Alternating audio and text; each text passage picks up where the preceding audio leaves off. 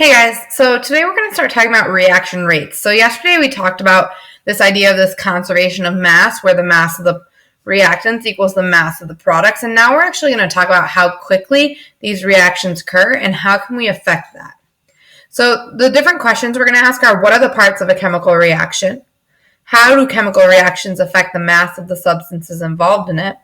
How can we speed up a reaction? And how can we slow down a reaction?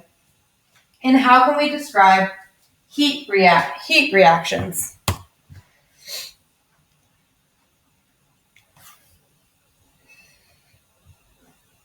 So when we talk about chemical reactions, we're talking about the reactants equaling the products.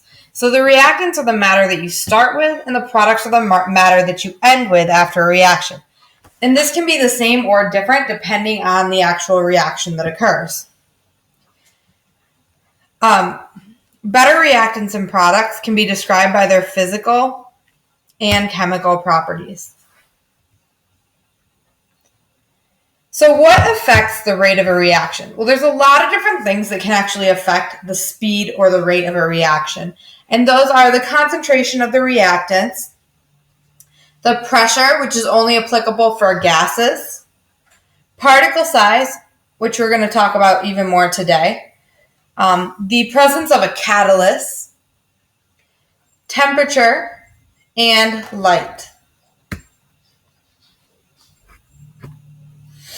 So this is just another diagram that kind of goes into each one. So when we talk about the concentration of a solution, the higher the concentration, the higher the reaction rate.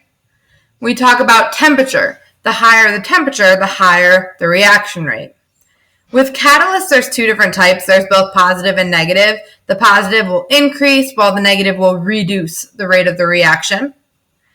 And pressure only affects the reaction that involves a gas as a reactant. The higher the pressure, the higher the rate of reaction.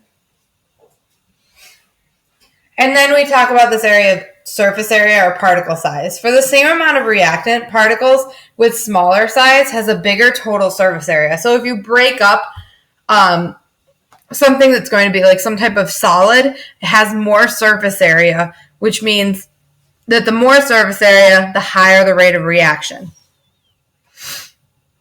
So if you're to look at a graph of this idea, you'll notice that as temperature, concentration, and pressure increase, the rate of the reaction becomes faster. And this is what we call a direct relationship right here.